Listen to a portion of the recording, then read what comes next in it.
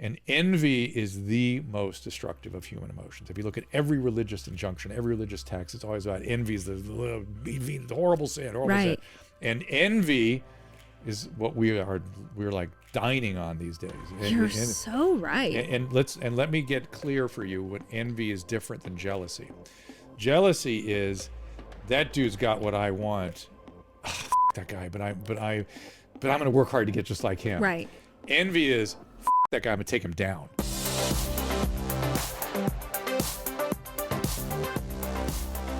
Well, golly. Oh, the dog just disconnected. Oh, he absolutely did. That feels like the most perfect way to start. No. Well, there's your guy right there. There it is. Okay. Yeah. There's my guy. Yeah. So There we go. Technical term for it. Now, I know we've already had this conversation when we got to sort of meet virtually the first time. Yeah. But I found, for lack of a better term, your origin story. Oh, my goodness. Very interesting.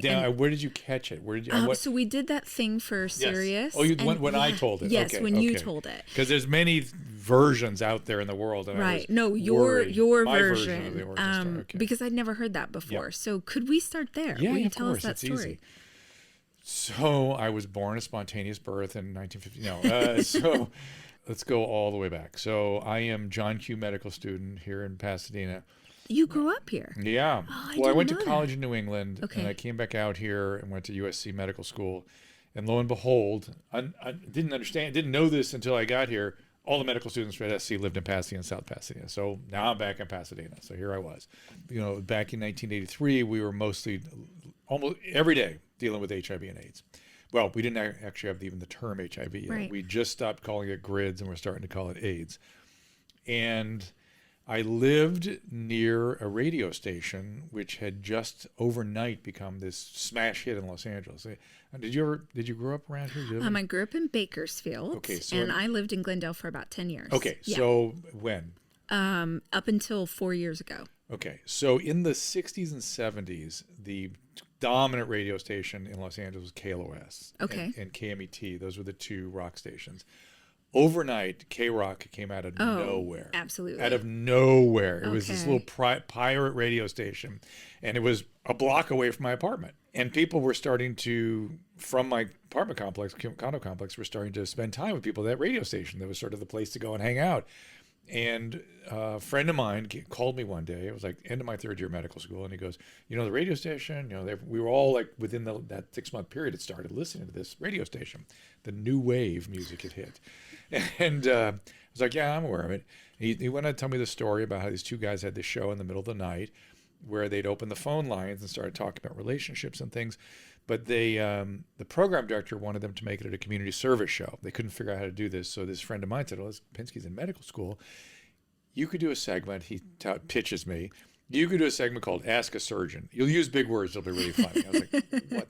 Like, what are you talking about? I was persuaded to meet the guy that was in charge of it at the time. He said, come on up. I brought my infectious disease and gynecology text with me. I literally came up there with a bunch of big textbooks. Oh my gosh. And was, really nervous. I wasn't, I'm a medical student. What am I going to talk to these people? Immediately blown away that here it was midnight to 3 a.m. on Sunday night at that point. And here were the most important health and medical and relationship questions you can imagine being presented to essentially FM disc jockeys. And I was like, what the hell? And I discovered quickly no one had heard of AIDS. No one. They didn't know what that was all about. And I thought, oh my God, I've got to keep coming back. And so I kept coming back Sunday nights for 10 years. Wow. And what's that? And I was going to, I remember you saying when I heard the story the first time that it wasn't just that you all were just finding out information or just giving it a name. Yeah. You were seeing, I think you said like every patient was dying of this. Every day. Every day. As a third and fourth year medical student, I was telling people they had 6 months to live all the time. Wow. And I was never wrong. They'd come in with their first episode of pneumocystis pneumonia, and you'd go, we have nothing. Wow. I was there as a resident when the AZT boxes were opened up, and we finally had something. It was like a big thing. We had something. We could do something for these poor men. And oh my God, it was so dark, so terrible. People don't understand what 100% fatality 100% fatality means and how awful and how, it was mind-boggling. And so a dark episode, but it was one Anthony Fauci was out there telling young physicians, you got to educate, you got to get out there. And I thought, well, I can do this on the radio. Maybe I'll just keep doing this. It's probably the right thing to do. And that's really what motivated me to keep at it. And it was interesting and fun. I met lots of interesting people. And like I said, did it for 10 years thinking I was doing community service. Wow. And did you go midnight to 3 a.m. and sit in a room? I would go usually, unless I was on call, I would go in. I wouldn't stay till 3. I would do like midnight to 2, something like that. And it very quickly switched to 11 to 1 and then finally 10 to 12. It just started getting, for whatever reason, it was getting noticed very fast. Yeah. And at one point, about 8 years down the line, there's no rating book on Sunday night, so the station had to pay for a special rating book. I forget why they did that, but they did it. And it turned out that 1 in every 3 radio in Los Angeles, LA County, and as far as the reach of the station was tuned to this radio show on Sunday nights. Wow. 1 of every 3, which is just bonkers. Like, I don't know if anything's ever been like that. And I remember the program director goes, God, if I had any balls, I'd put it on 5 nights a week. That's what I'm going to do. I'm going to put it on 5 nights a week. And I thought, oh, crap, how am I going to do this? At that point, I was practicing medicine full time. I was getting up at 5 in the morning. I was struggling to come home by 10 o'clock at night every day. Weekends, 8-hour days if I was off. If I was on, still the same 14, 16-hour days. Wow. And I essentially had I was going to be a cardiologist. That's really the direction I was going. And I started moonlighting at a psychiatric hospital in 1985 and got very fascinated with all that. I was always kind of interested in neuroscience was sort of my thing in college, and I got very interested in that and was spending a lot of time in the drug unit, got very good at drug withdrawal and sort of seeing lots of addicts because I was so good at getting people off of substances. And I decided not to go down cardiology. I did a chief residency, and then I started teaching medicine and things for a while.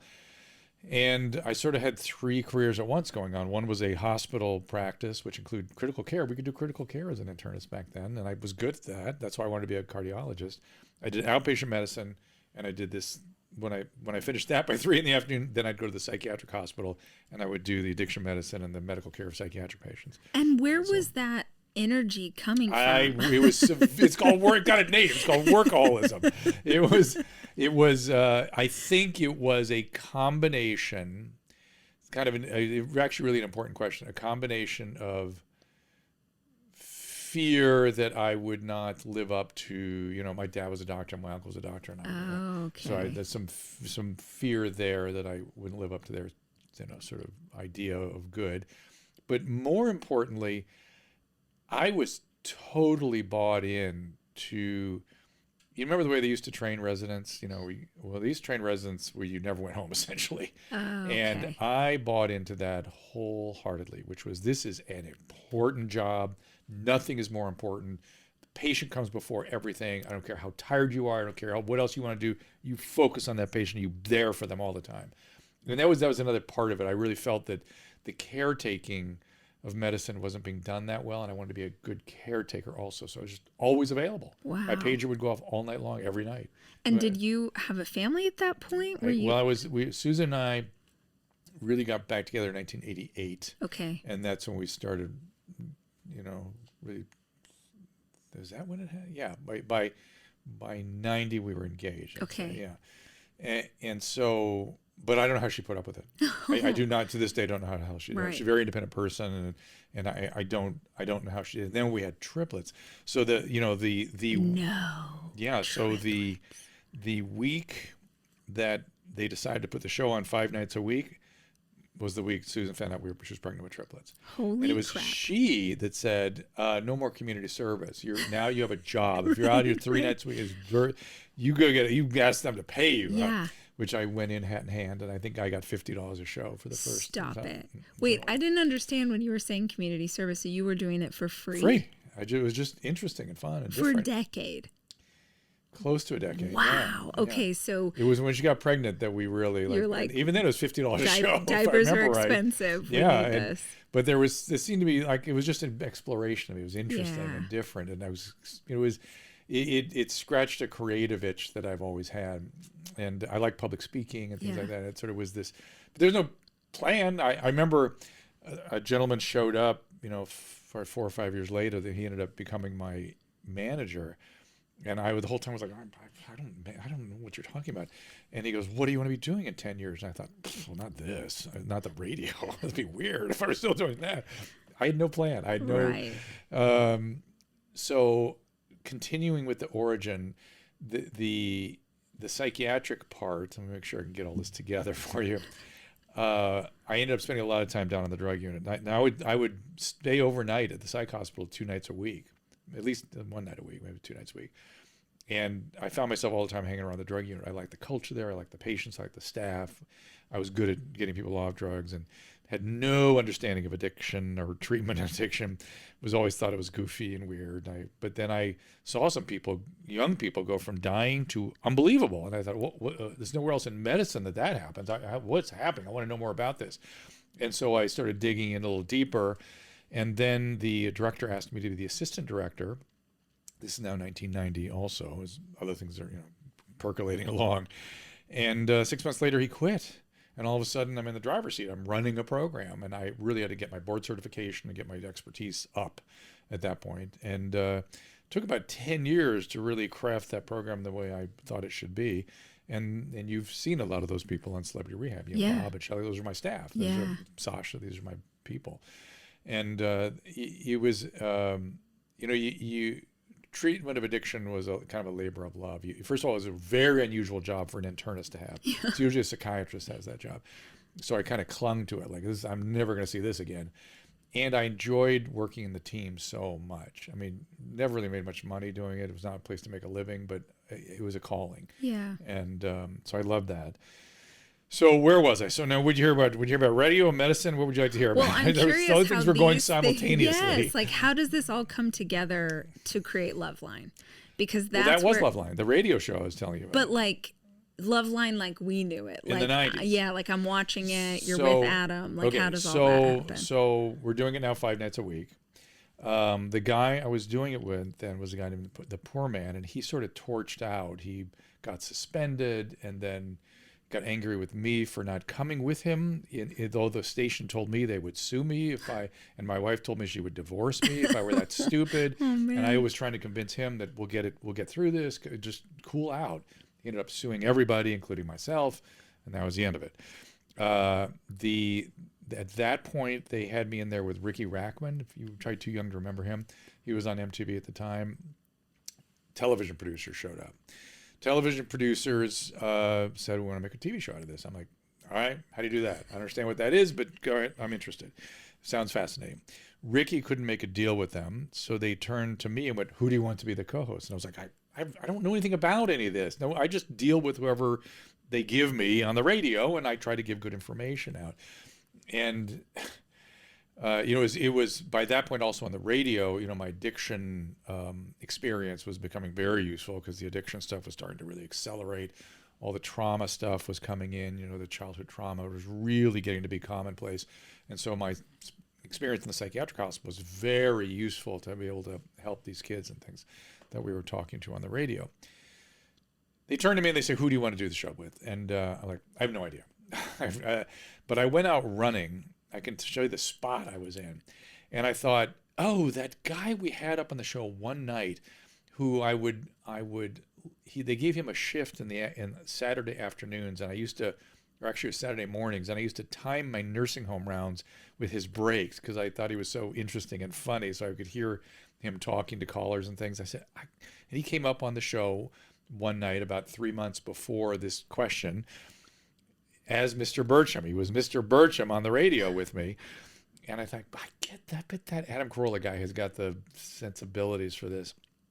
And I called management and they go, he'd been brought up with somebody else. He, interestingly enough, at that moment was in New York with the sports guy, Jimmy Kimmel, and Kevin and Bean, which was the morning show came right then, covering the MTV Video Music Awards. Okay. And this was like a dream come true for him. He was a poor kid from North Hollywood. He had a per diem. His best friend Jimmy was with him. I mean, this is unbelievable. And they're like, hey, come back to Los Angeles for a screen test. And he's like, I'm not going to get it. What's Mark DiCarlo doing? Come on. I don't want to. They, of course, didn't come back.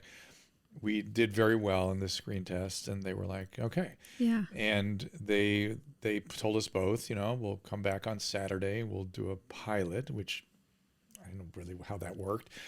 And they put us in a makeup booth Saturday morning, and they said, work out your relationship. We'll start filming in an hour. And we didn't know each other at that point. And I remember after about 9 hours of filming that day, the stage manager came up to us and said, how many years you guys been working together? And we went, no, this morning. And we both thought, oh, that probably means something. Yeah, that's cool. And so that relationship on that pilot is the one you see. Yeah. There's more to this story. You want me to tell? Yeah, I'm here for all of it. So there's so much detail.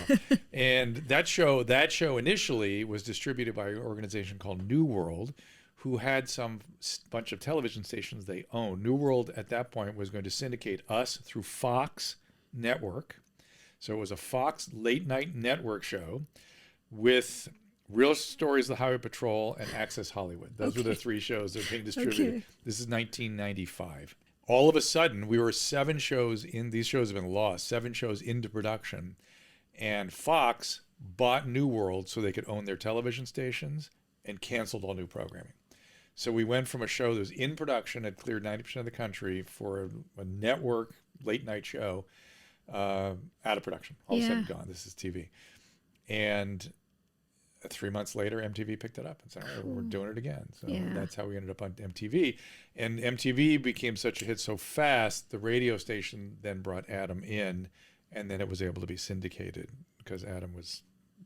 It was just me and Adam at that point. Yeah. And we did that for like 11 years. Yeah. And it's, that's sort of where my awareness of you starts. We talked about this in the thing that we did before. All of us were kind of saying that watching Loveline was like naughty. It was taboo. It was like if my parents had known that I was sneaking that show, I would have been murdered.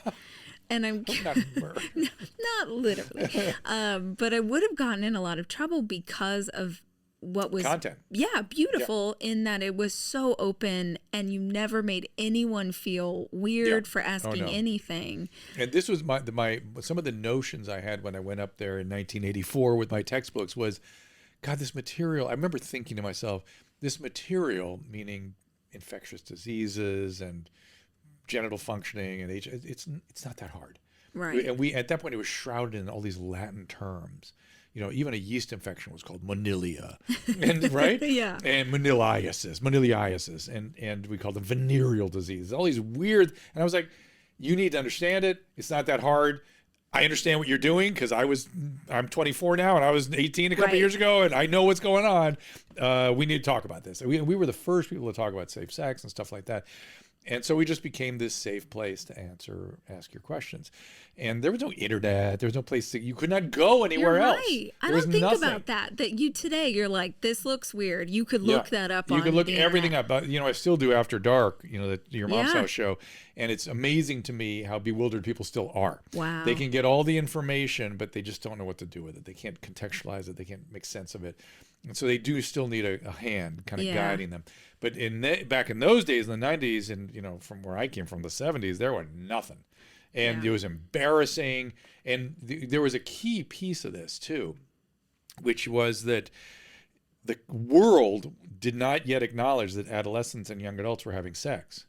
It was not It was not considered. So we'd had this so-called sexual revolution in the 70s, and none of the adults ever gave any thought to, I wonder if the kids are going to do it. I remember what it was to be 17. I wonder if I was the adolescent then. Oh, we got the message and we took off with it. And then so now I'm 24. I'm like, we got to do something with this. We got to help these kids because the biology here is now becoming a problem. Absolutely. HIV and AIDS. And so that was sort of my credo through all that. And then again, with the addiction and the trauma and that stuff started leaking in. Thankfully, I was trained enough to be able to do that stuff too. Well, what kind of questions were you getting in the 90s, and how different is it to what you get today on your podcast? A lot of remarkably similar stuff. A lot of men worried about their genitalia, a lot of that, and a lot of women, what's up with men? Right. I mean, that was the main thing. Yeah. I can't understand the male, and male preoccupied with his self and his functioning. Wow. Weird, right? And a lot of that still, I would say it's a little more, I don't know how else to describe it than interpersonal. It felt a little more isolated back in those days. It was just, I'm struggling with this. Now it's like I'm struggling with somebody with this. Oh, got it. A little bit of that. I think that's an improvement. The predominant thing that's from the mid and late 90s on, trauma. The effects of childhood trauma and the impact it has on relationships. Do you think that's because we have language for it now, and when we have language, we understand better? No, we went through a pandemic. There's no doubt in my mind we went through a pandemic of this. And it was because Adam and I knew what happened in the 70s. In the 70s, you were told children are just little adults. They're sexual beings just like adults. And the pedophiles went, yeah, they're into whatever they're into. And it was just on at that point. Really? Oh, my God. And the physical abuse, which goes on to this day, and the abandonment and neglect was profound all the way through the 90s, to be fair. And yeah, it was on. So I've never heard anyone talk about this before. You feel like this was like really specific to a time period. 100%. And not that it doesn't go on. Of course. But it was at a crazy pitch for a while. So, and by the way, people that abuse children don't abuse one child. Right. So it had exponential, and it's, I'm not saying that every child that's abused become an abuser. It's not true, but a certain percentage do. Yeah. And when they do it to many. Right. So this thing had exponential growth built into it, right. and nothing stopping it, and total abject denial about it. Much the way you're wondering about it. Yeah. People then were like, oh no, you're just talking about it, just aware of it now. No, it was on, wow. and it hurt because if you had bad enough drug addiction that you needed to see me, there was nearly 100% probability of multiple childhood traumas. Absolutely. It wasn't until the Kaiser Adverse Childhood Experience scales that people actually started talking about it. Right. That was late 90s, early 2000s. Like, but adverse childhood experiences seem to be affecting medical and psychiatric health. Huh. It blew me away. It took till that. And even today, they're not talking about with the depth that they should be. Do you feel like, the medical community became aware, but do you feel like the tide shifted at all? Like, did parents become aware? Like, what was that shift? The shift is that parents became more, the parents that had been subjected to that became hypervigilant rather than. Whoa. Okay. Yeah. That's because it's like you want the opposite of what you had. Right. So especially now, when it's traumatic like that. Wow. I've never thought of it in those terms before, and definitely have never heard anyone say that that was something you were experiencing. Like crazy. Wow. Like it got to the point. Because we would have the kinds of conversation you and I are having right now, Adam and I got so frustrated with that. We could tell we listened to voices, and we would feel, I developed a strategy, which is something you develop sort of as an object in therapy, and as somebody doing therapy. You listen with your whole body. Yeah. Right. You how you react, feel. You don't just listen with your ears. You listen with your whole body. And when we had just voices, we would have to really concentrate and see how they made us feel. And when people had childhood traumas, we could tell within the first 10 seconds. Wow. We would know. And so we started betting. We turn the mic off and go, all right, $1. Yeah. What age did that happen? Not did it happen, what age? Wow. And I had an ability where the quality of the voice, it's just the way it was, would remind me of a certain age. It would come I could to just you. hear it. Yeah. I could just, that happened at 8. She still sounds like an 8-year-old. And so we were right 90% of the time. Wow. And we sort of started betting to make that point that we could really predict it with great accuracy. Oh my God. It was so common. There's like so many directions that I want to go in based on this question.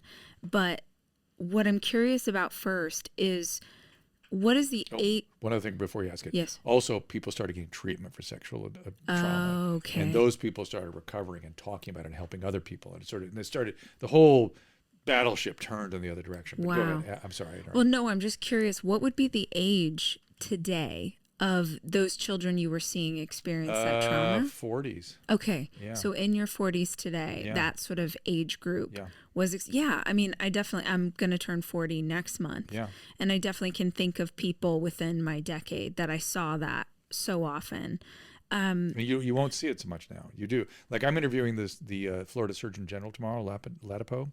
he was sexually abused, turns out. Wow. And so we're gonna get into this conversation with him, and you can tell the way he carries it. He's had lots of treatment. He's fine, and you can recover from this. That's the point. And if you don't get treatment, it will leave a gigantic impact on you and your life. Absolutely. I've never heard someone say this, and it feels so important. And I'm now curious if people are having this conversation, or you feel like you're not seeing it. I remember doing interviews with television stations in the 90s and 20s, 90s and early 2000s. And at that point, I remember this, and people were, clutching their pearls. We started seeing an uptick in the late 90s of child-on-child sexual abuse. Yeah. Because these victims didn't have boundaries, didn't know. They just do this. Right. And, look at the shows that, we haven't talked about Celebrity Rehab yet, but that came later. And that show, all of them had trauma. You'll see it, particularly the sex addiction show we did. You'll see it there. It's like crazy. God, it's wild. I feel like this is your world, so you would know. Are you familiar with IFS and IFS therapy, and do you know about that? Imago therapy? What is IFS? So integrated family systems. Yes. And this idea that you work with different parts of yourself, which essentially, it's what it reminds me of when you talk about being able to tap into that age, is kind of when you get frozen at certain ages in childhood, and that part of you still thinks it's that age. Yeah. And I'm wondering if that's what the resonance you're picking up in someone's voice. So I am deep in the world of interpersonal neurobiology, it's called. And interpersonal neurobiology has mechanistic explanations of the brain and central and autonomic nervous system and how this works. And in a hand sweeping way, let me just say, essentially what happens to trauma is that piece, it's mediated through the vagus nerve. That piece that is traumatized essentially separates from the rest of your brain. And that piece is no longer integrated or regulated by the larger system. It's separate. Because we can't emotionally handle... It's literally shattering. It shatters the upper limits of the child's capacity to regulate, and so it gets kind of pushed over here. And again, this is a sort of a cartoony version of what happens biologically. And then it becomes, strictly speaking, something that fades in memory. And so the adult will say, I don't think about that anymore. It doesn't bother me. And yet that piece is there operating as I'm forgetting the author of The Body Keeps the Score. Yeah. The body is constantly there with this part of the brain expressing itself. Yeah. And it expresses itself through emotions that seem odd and dysregulated. It also through attractions, like I want my, and it needs to be heard and get its needs met. And it does it through ways that sort of affect people's mental health, essentially. Yeah. And so things like EMDR and those sorts of therapies are about getting that part reintegrated with the rest of the brain so it can be regulated as a whole. Yeah. Do you read a ton? So if you haven't read it yet, No Bad Parts is incredible. Okay. And I feel like this is all the same stuff. It's all the same stuff. It's all the same stuff. Now finally people are, Vessel Vanderkolk, because Body Keeps the Score. And since Bessel came around, and these Alan Shore and Stephen Porges, these guys, these are my heroes. They've been around for 15 or so years, really entering the mainstream. And so most people are now kind of aware of this stuff, and they're at least aware that trauma is a really serious thing and there's treatment for it. Do you feel like that's what grounds you in compassion for every kind of person, is that understanding that there is no way, it doesn't matter what you're doing, it comes from a place of trauma? If you're a drug addiction, if you're an alcoholic, like that, that's always at the root of it? Well, there's a lot packed into that question.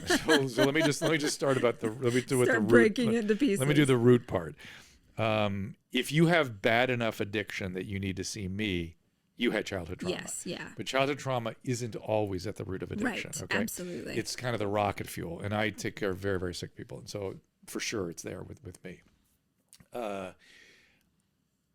They can be very unpleasant, trauma survivors and addicts too. But I know they're suffering. I know they're sick, and I get to see them on the other side. I get to see them when they're recovering, and they're so glorious. You can't even imagine how thrilling it is to see them. And I have that hope for everyone, because I've learned I can't predict. I can't tell who's going to make who isn't, but I know it's there.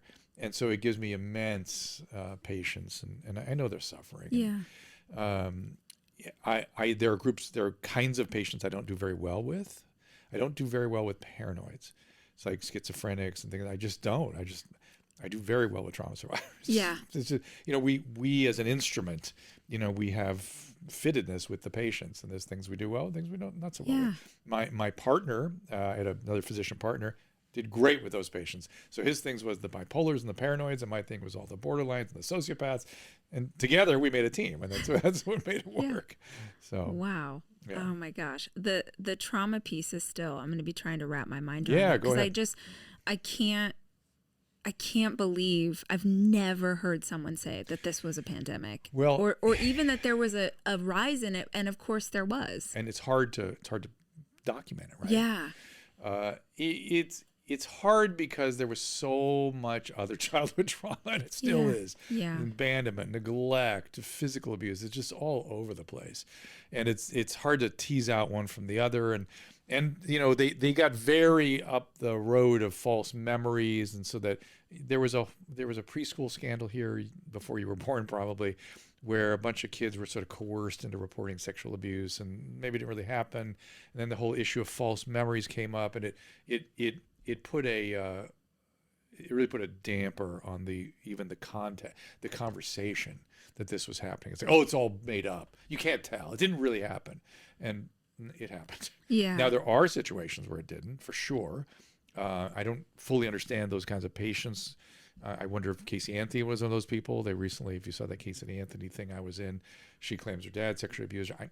I don't know. I don't know, but I would say the vast majority of my patients, it happened to them. Wow. It happened. How did you become, I mean, obviously you had this show, but how did you become the person that celebrities or high profile people are calling in a situation like this? There was two things. One was they were on the radio with me every night, and during the breaks they would unload their stuff on me. Oh wow! And I'd go, look, if you want to call me tomorrow, we'll talk about options and things like that. And so they, also the psychiatric hospital where I worked it's another historical element here, was the place for Hollywood for 100 years. It was wow. The turn of the 1900s that it came into Pasadena. And wait, is it the thing by the bridge that you can see from no, the bridge? Oh, okay. Not quite that. Was that really a psychiatric hospital? No, or was that was an a urban hotel. legend? That was a hotel. The psychiatric hospital's down the road on Del Mar. Okay, it's even spookier. It looks even weirder. But yeah, that's probably why that connection, because they do kind of look alike. Yeah. It would be a great psych hospital, actually, but it's now a federal courts. Oh, okay. It is now. Okay.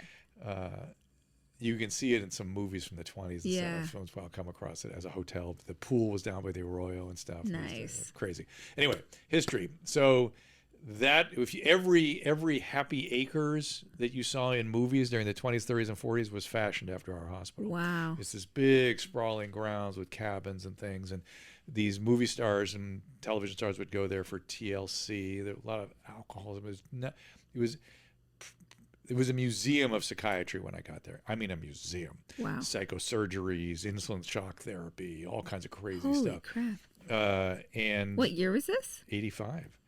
It was all left over from the 50s. It's wow. They were impaired. I mean, they were the psychosurgery patients. They were done. They needed custodial care. Any event, I saw all the misadventures of psychiatry. I get when I walk by those Scientology buildings that are condemning psychiatry, I go, they were trying, but you're not so far off. But it had always treated the movie stars and things. I mean, W.C. Fields died there. My Little Chickadee was blocked in the Rose Garden out in front of his cabin. Wow. And silent film stars were kept there late in life. It was always a place where celebrities went. How crazy. I don't really want to name names, but I took care of some very, very high profile people, and they just kept sending them. I think the main reason and this was not related to Loveline. I would sometimes start referring people from a Loveline to us as the quality of our program went up. But initially, the reason they came to us was it was extremely discreet. No one ever find out about somebody going to Los Encinas Hospital, ever. And so that's kind of why they came. So. And how much does, this is probably another big loaded question, but how much do you feel like the Hollywood machine plays into adding to the trauma or creating an environment that brings out possibly people's worst or their trauma? So obviously there's drugs and alcohol and sex and stuff, which not good for my patients, not helping. But the number one problem over the years as I treated more and more of these folks, number one problem was they're gratified by their work. They love their work. They make a lot of money for a lot of people, and those people want them back at work right away. Yep. And that is the problem. Yep.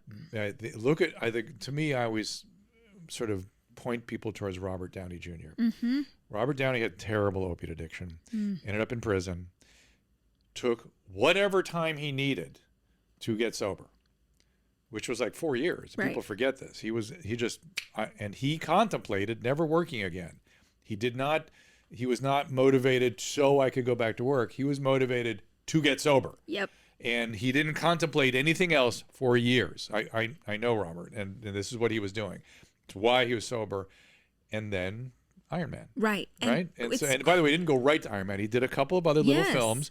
Remember Kiss Kiss Bang Bang and those things. I was talking to him when it was that one. Anyway, he did a couple little films, and he was taking the direction of his sober team. Like, don't do too much, try it, see how it does, doesn't destabilize you, keep the priority of your recovery. And the guy's miracle. Incredible.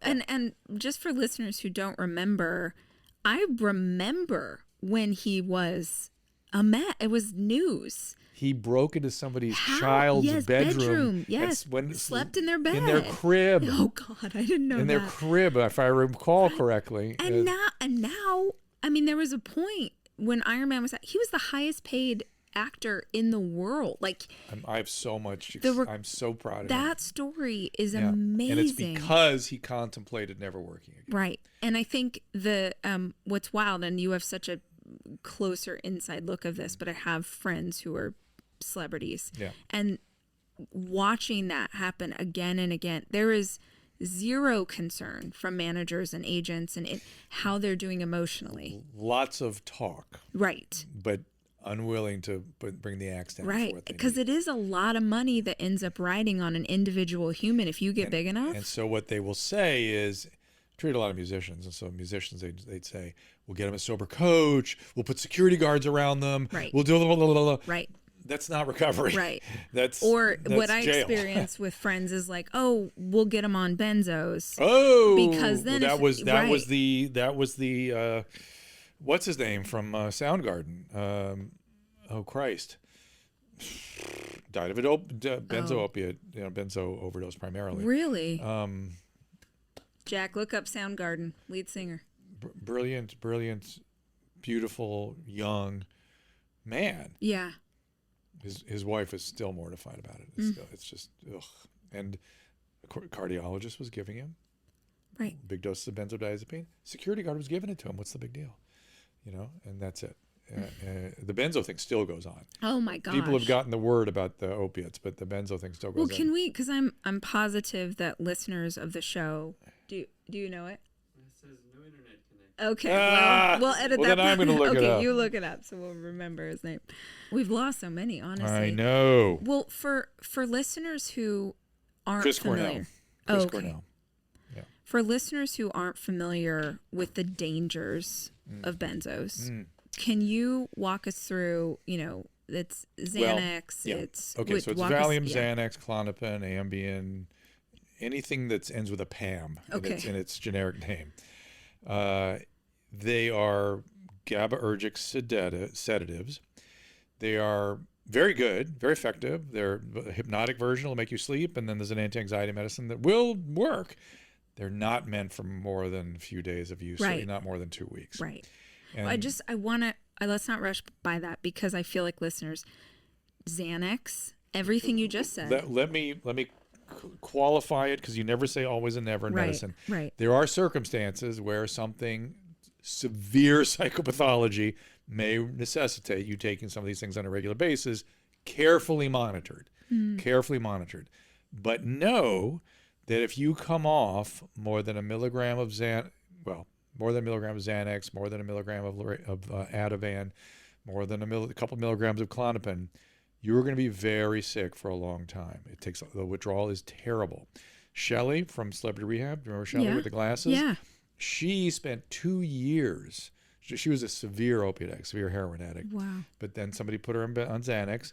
She stopped it because she was trying to be a sober person and went through, I don't remember, it was one or like a long period, many months, 12 to 18 months of completely out of her mind, was diagnosed with borderline personality, bipolar, sociopathy, everything you can name. She got that label, and it all ended up being benzodiazepine withdrawal. She was in locked units repeatedly. So what does that withdrawal do to the body? Why is it so extreme? It is any withdrawal is essentially the opposite of what the drug is doing to you, right? Is your body's down regulating in the presence of the drug, and so either withdraw the drug, all that upregulation is there. I mean, that's again a very hand-wavy way of describing what's happening. But the short-acting benzodiazepines like Xanax, the withdrawal is agitation, irritability, climbing the walls, like feeling you're coming out of your skin, seizure. The long-acting, like Klonopin, clonazepam, that's more pernicious. It goes on for up to a year, and you feel terrible for a long period of time. Now, there are ways to kind of manage it and treat it. There are these long post-acute withdrawal syndromes that people get, and people know what they're doing. Doctors know what they're doing. You can kind of take the edge off a little bit, but you look back at that year and you'll go, I was not normal. Wow. I was not normal. I was not right.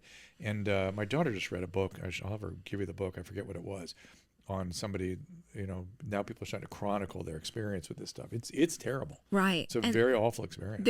We went through a pretty big surge where, and maybe it's still happening, but doctors were just prescribing that. Still happening. Yeah, still happening. Still happening. They got the thing about the prescribing opiates, right? So people understand there's overprescribing opiates. It's actually hard to overdose on an oral opiate. And fentanyl, the exception. Yeah. Fentanyl wasn't so much the thing in the 90s and 2000s, but a opiate with a benzodiazepine, fatal combination. Wow. All my patients died of that combination, all as prescribed by a doctor. Whoa. What is it? Wait, so 2 different pills taken together, or there's a medicine that combines them both? No, they're 2 different. I'm taking Vicodin and Xanax. I'm taking OxyContin and holy shit, Ambien, whatever. Wow. And the doctors still prescribe, which I can't believe. It's not lethal in the sense you're going to die immediately, but you take a good dose of both those 2, you're going to die. You're not going to breathe. Wow. That's what killed Prince. The opiates knocked him off his feet, but the Xanax made him stop breathing. Wow. Yeah, I know. And going back to what started our conversation of different celebrities who are surrounded by teams of people who are wanting them to go back to work. There's a dog here. If you hear some heavy breathing. My dog's always in my podcast, okay, so good. the audience is used we to don't it. We don't want Rex to be left out. You're very insistent. What's going on? He's like, hey, love me. I know. I need some attention here. What's this? This Rachel person This is is my not quite giving me what I need. I know. I didn't pet him enough, or I pet him too much probably when I got here. Yeah. But this desire to have someone get back to work, and there's that, and there's also there's the more pernicious version, which I think most people are aware of, which is they have an inner circle that insulates them from the world and consequences. Yes. Michael Jackson, he had that. Right. He died because of that. Right. I remember Deepak Chopra tried to address his addiction, was summarily dismissed and never allowed back in again. Wow. And so that's very high level celebrities are able to maintain their addiction that way. They just dismiss anybody that gets near it, right, wants to talk about it. That's drug addicts. That's what they do. So occasionally there's an enlightened team member that will step up and try to confront them. But the average problem, with the average sort of celebrity of all stripe, going back to work prematurely, not focusing on their sobriety. Yeah. Oh. Yeah. And you also are dealing with someone who has been taught oftentimes that their value is in their performance. The value is in what they can provide. Yes. And there's, there's a certain amount of narcissism, and it's gratifying in that way. It's filling the void of narcissism. A lot of trauma in celebrities, a lot. I'm the only published literature on that because we did inventories on people every night on the radio station because we had access. And so we did narcissistic inventories and trauma inventories and substance inventories on about 250 celebrities. No one's ever done that. Wow. Because no one has access, I guess. Yeah.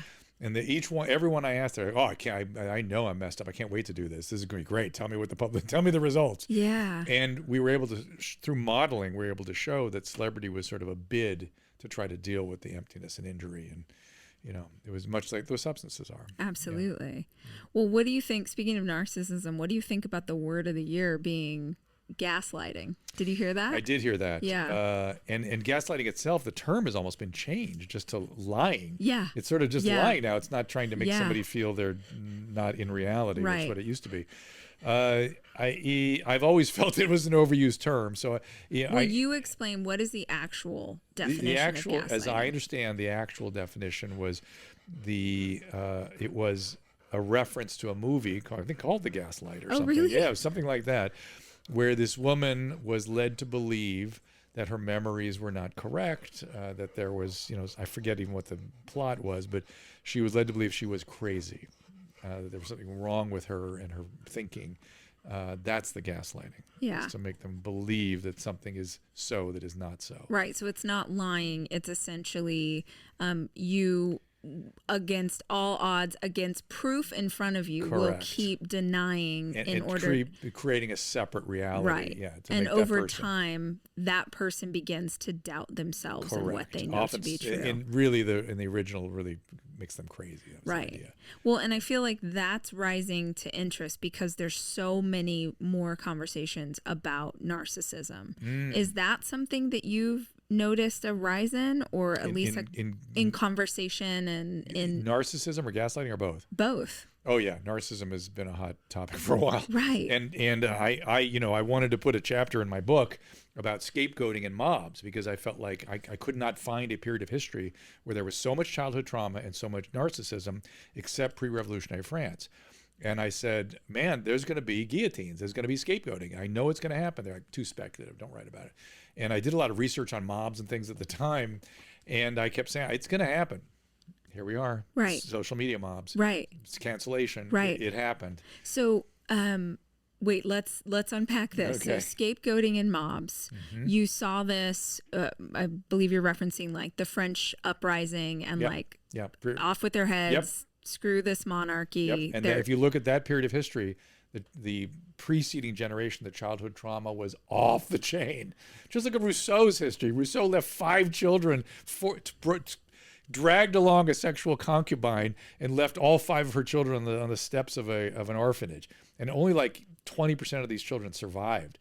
And if they survived, they were physically abused, they were sexually abused. It was tons of it. They grew up to be the people that went to this. They grew up to be Josephine Bonaparte, people like that.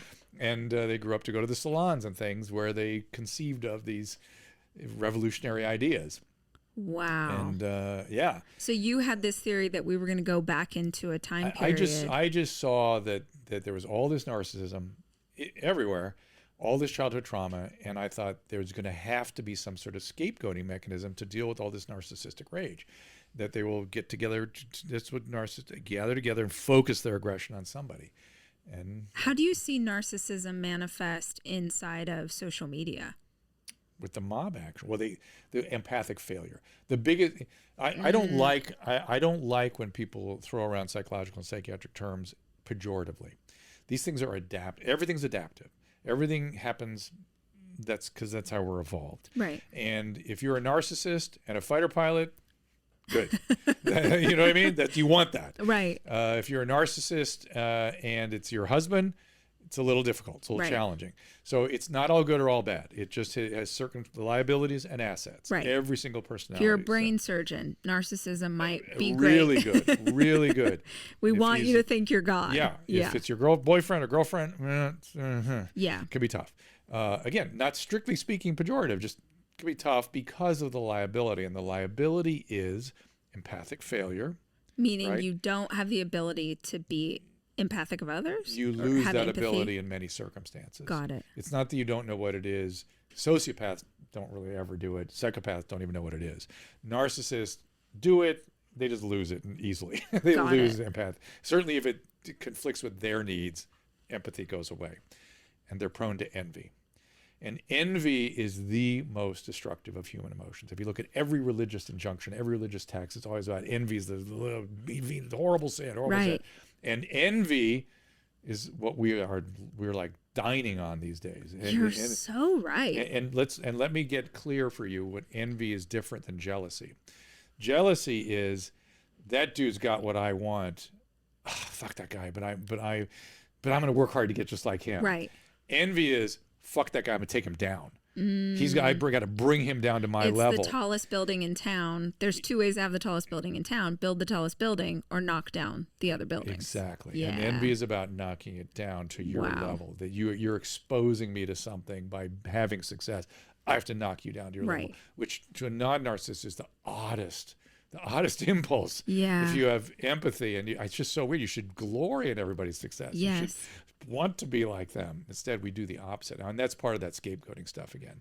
And do you that's feel aggression. like we're still in it too? Oh, man. Yeah. Oh, boy. Do you think anything's going to shift the tide? It doesn't. If history is any teacher, it doesn't stop till, nobody's pure enough. So it has to start eating itself, which is kind of happening. Yeah. Kind of happens. People are starting to become aware that like, oh my word, we can't win at this. Like there is nobody's pure enough. Nobody's good enough. We're all, That's right. Wow. So there we are. That's the world we're in. And how, this is the $1 million question as we get to the end is like, and I can go longer. I'm fine with time. Okay, so. cool.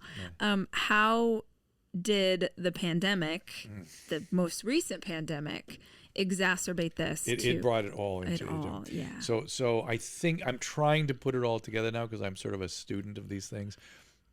I think there was an Obama derangement.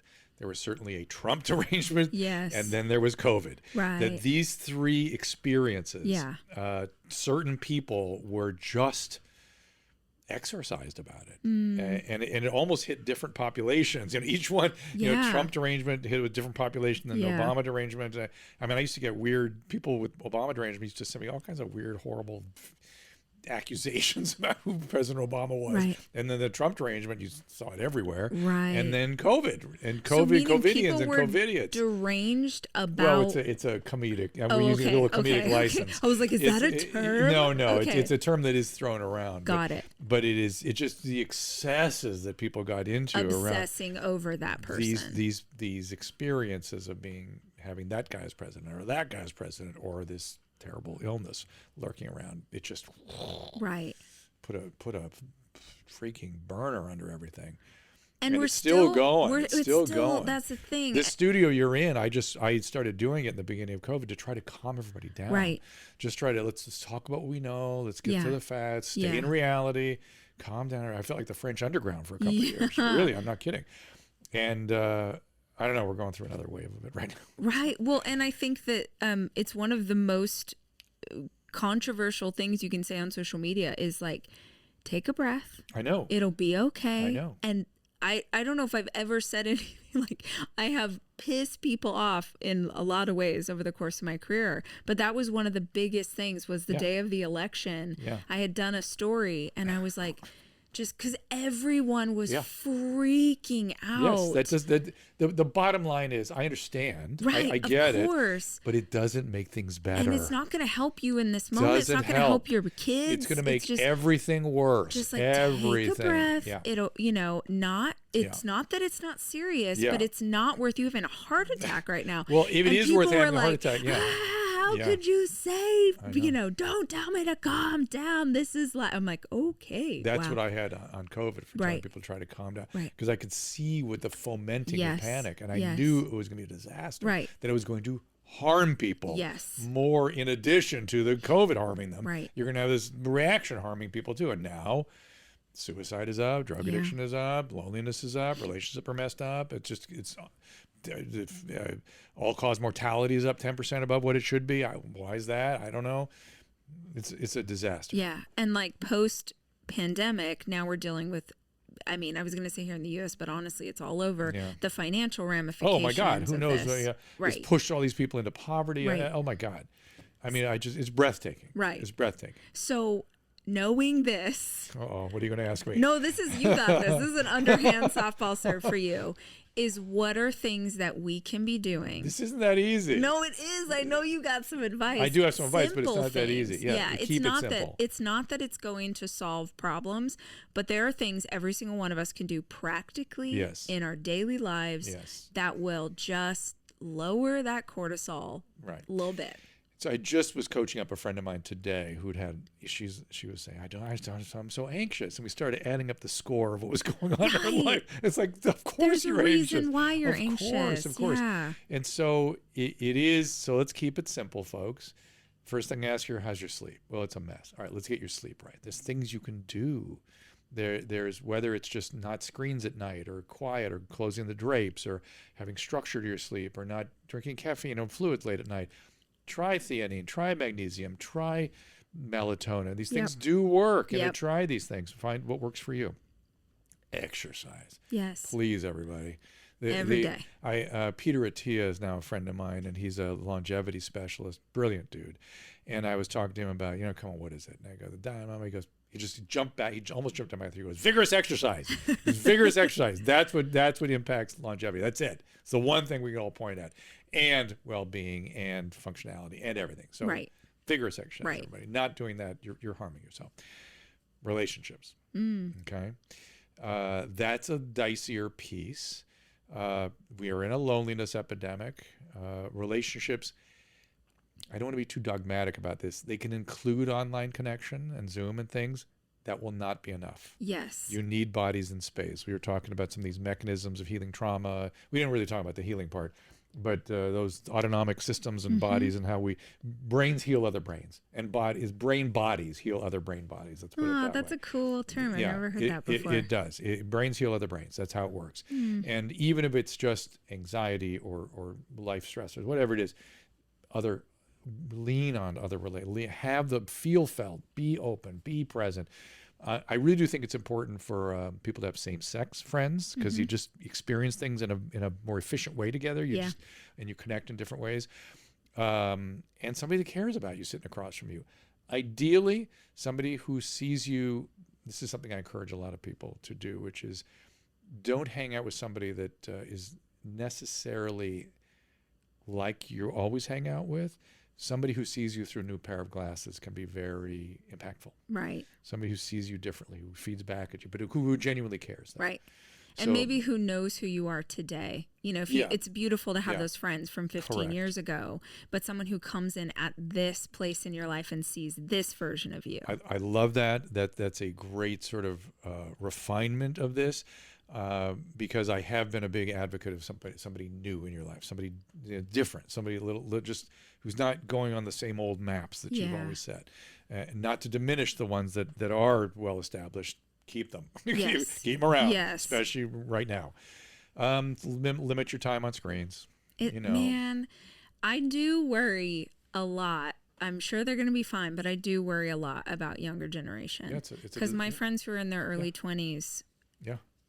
It's the anxiety they have, the comparison that they have, the fear that they have, that lack of connection, the inability, and I don't mean this disrespectfully, I say this as like a mom with concern, the inability to stay focused. Oh, interesting. Their attention is like, and they admit it. They're like, I can't do anything for more than. One of the ways attention is built is somebody else paying attention to you.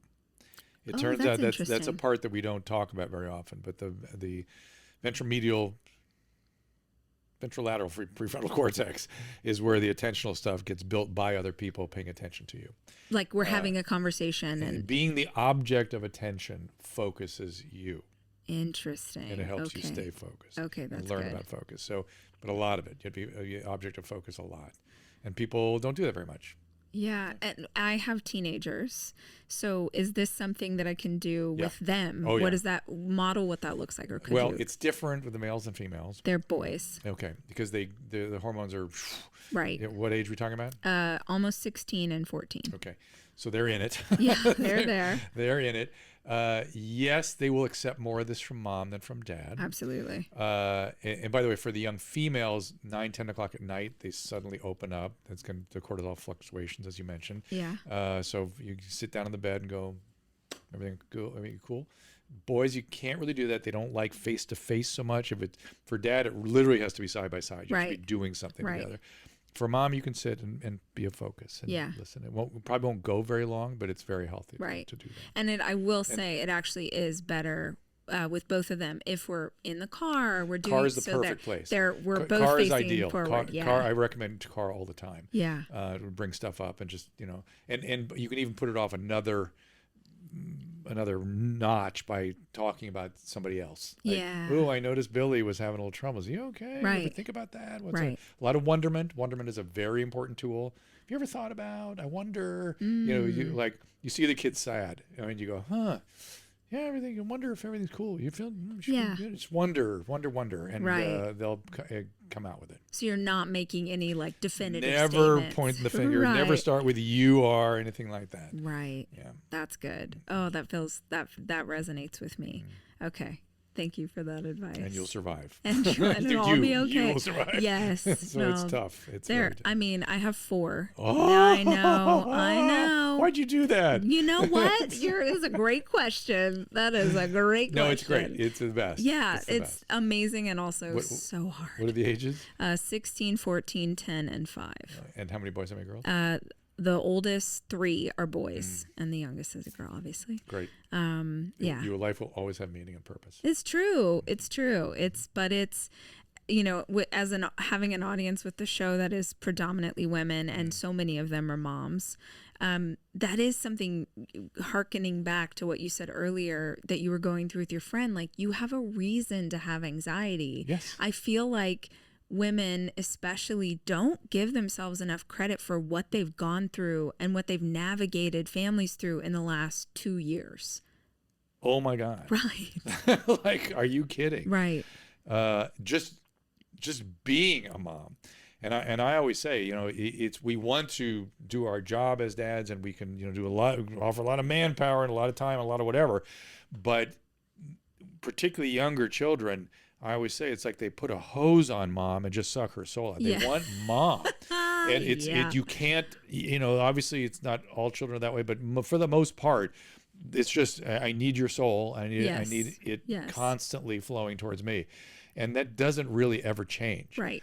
The good news for the boys, in adolescence is they'll be looking to dad for stuff. And he can be very helpful. Yeah. Well, we hope. I actually have the kind of boys where I've had more conversations about things that I'm like, oh, okay. Testicles. Let me Google and I'll circle back around. Yeah. You always, that's a great way to approach it, which is, that's always just, if you have any questions, I'll answer them. I'll do the best I can. Right. But never have an agenda in your answers.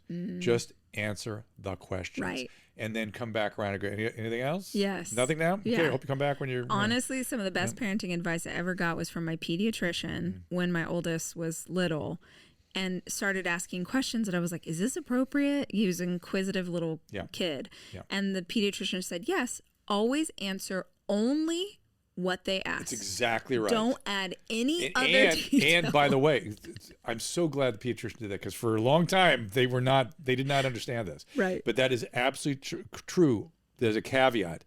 Make sure you understand what they're asking. That's real. Yeah. That is so real. because when my daughter was like 5, she asked, you and mommy sex? And I was like, it took my breath away. And I asked the right question. I go, well, what do you mean? Yeah. She goes, I don't know, kissing. I go, oh, yeah, we do that. We do kiss. We do that. And she was delighted with the answer, delighted with the conversation. Right.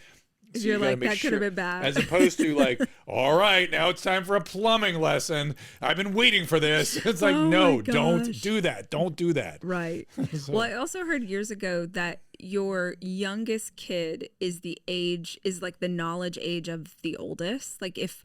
Oh, that's interesting. So like if my 10-year-old son is in a house with 2 teenage boys, he's going to have knowledge like a teenage boy. He's going to at least speak. Well, this is another piece. They don't understand. They understand things only at their age level. Yes.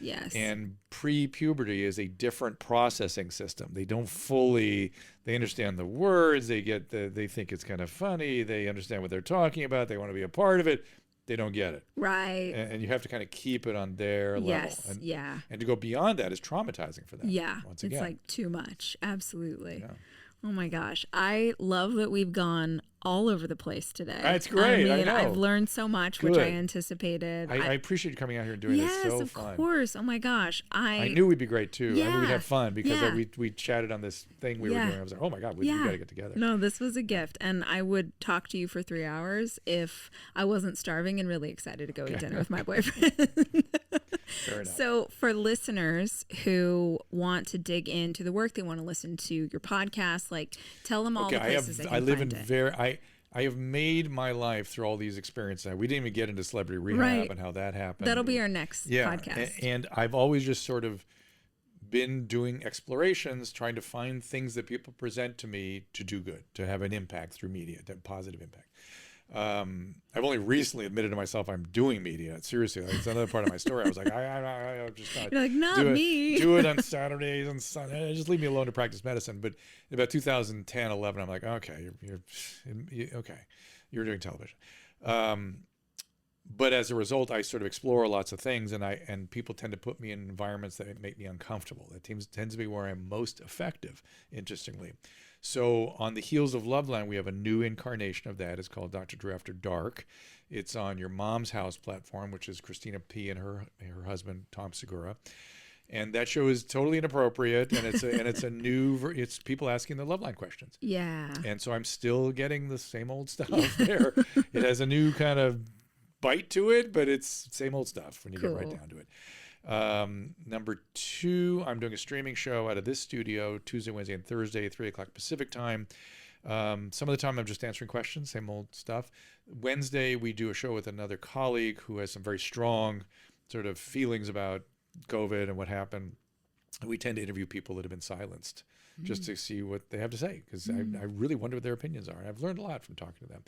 A lot of interesting guests. It's sort of more COVID, day and date kind of stuff. I mean, today we talked a little bit about the Twitter files and stuff like that. And then I have Adam and I are still together. We do the Adam and Dr. Drew show 3 days a week. Incredible. And I do my own podcast with that solo podcast I do at his place is more interviewing kind of medical people and things like that. There are people that interest me and just want to talk to them for an hour. And that's a lot of fun. So it's the 4 programs that you can find. And you still practice medicine. Do a lot less than I used to. I don't do the psychiatric stuff anymore. I don't run a psych. I don't all the leadership stuff I used to do. I don't do anymore. I just do outpatient general medicine. But you have done therapy for the workaholism. Oh my God, I was in therapy. Another topic for our next thing. I was in therapy for 11 years. Were you? Yeah, and it was great. It was necessary. Honestly. And it really helped me, and I could. Say no finally. Right. It's one of the things I couldn't do. Right. I had boundaries, and I could be so much more goddamn empathic. Yeah. Because my boundaries were clean all the time. That's awesome. And so it made me a much more effective caretaker. So Dr. Drew, thank you so much. I really appreciate it. This was incredible. It was great. Thank you. You know, we're not just a parent or a sister or a daughter, right? We have things that really light us up. But again, how long do those things last?